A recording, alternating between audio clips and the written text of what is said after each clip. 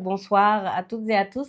Bienvenue de nouveau dans un tout nouvel épisode de Rock On 2.0, le podcast où nous explorons comment grandir, comment nous adapter, mais aussi diriger dans un monde en constante évolution.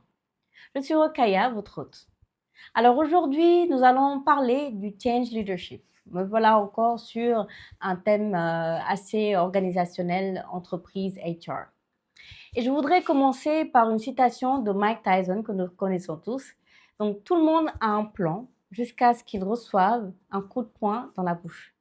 Car en gros, on ne connaît pas l'impact de ce coup tant qu'on ne le reçoit pas.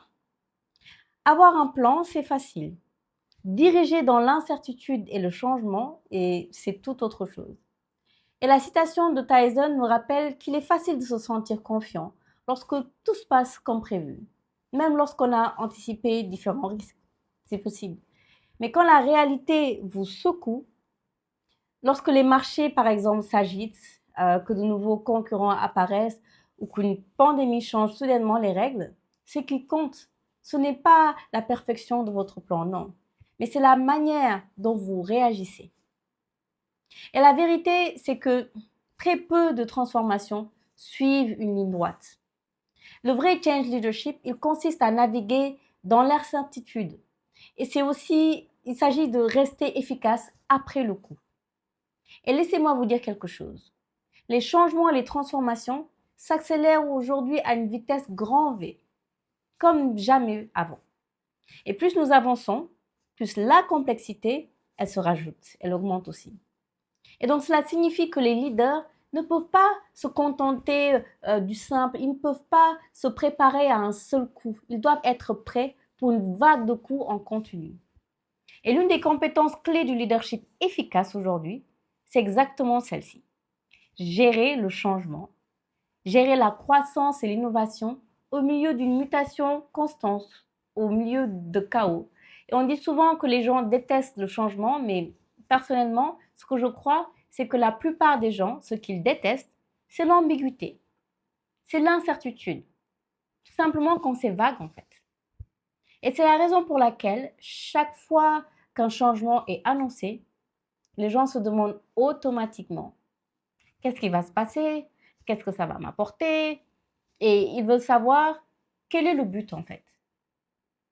Est-ce que cela va améliorer le travail ou ma vie? Est-ce que ce sera plus stimulant, plus intéressant? Et lorsque les gens peuvent voir les résultats positifs, ils adoptent le changement, et même si c'est inconfortable. Mais voici aussi quelque chose de crucial pour les leaders. Le change leadership, en fait, il ne consiste pas à rendre le changement désirable, irrésistible, mais à le rendre clair. L'élément le plus important est de savoir si les collaborateurs comprennent suffisamment le message. Est-ce qu'ils comprennent suffisamment le pourquoi du changement pour agir? Ils n'ont pas besoin d'aimer un nouveau système. Ils n'ont pas besoin d'aimer un nouveau processus ou une nouvelle façon de travailler, non. Mais ils doivent tout simplement comprendre clairement pourquoi cela se produit, ce qui est attendu d'eux et comment avancer. La clarté, elle crée l'action. Mais la bonne nouvelle, c'est qu'aucun leader n'a à le faire seul. En fait, les leaders qui prospèrent en période d'incertitude sont ceux qui savent tirer parti des compétences, de la créativité, mais aussi des idées collectives de leurs équipes. Lorsque les collaborateurs se sentent impliqués dans la construction du changement, et non simplement qu'ils soient destinataires du changement, ils sont bien plus engagés, mais aussi ils sont bien plus résilients. L'intelligence collective, elle transforme le changement. Elle transforme le changement qui devient quelque chose de co-créé plutôt que quelque chose d'imposé. Et ça fait toute la différence. Bon là, je vais prêcher un peu pour ma paroisse. Je vais un peu aller sur la partie RH. Pour moi, cette capacité à pivoter rapidement et clairement, c'est illustré d'une manière marquante pendant la pandémie de Covid-19 avec les RH. D'accord? Les RH, parfois en coulisses, sont soudain devenus des acteurs clés de la survie de l'entreprise dans le changement. Et du jour au lendemain, ils ont dû repenser le fonctionnement des sociétés, passer au télétravail ou adapter le cadre conventionnel, maintenir l'activité et la collaboration malgré tout. Et ils n'avaient pas de plan parfait. Mais on leur a donné aussi les clés pour faire tout cela.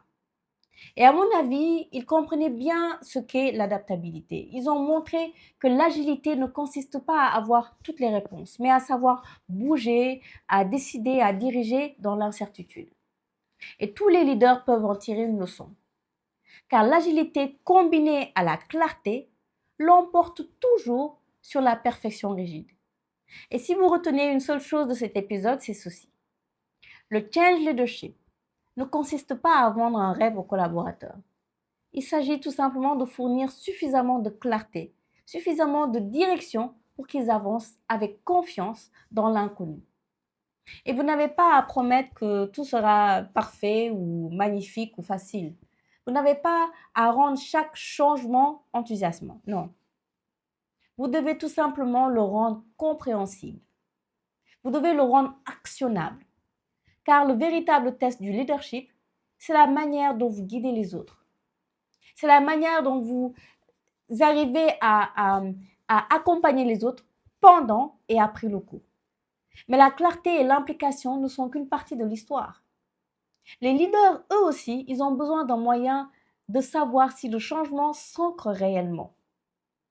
Et il y a un outil qui est le Kirkpatrick Framework. C'est un outil qui est à la base conçu et le plus souvent utilisé pour le learning et le development, la transformation et l'apprentissage.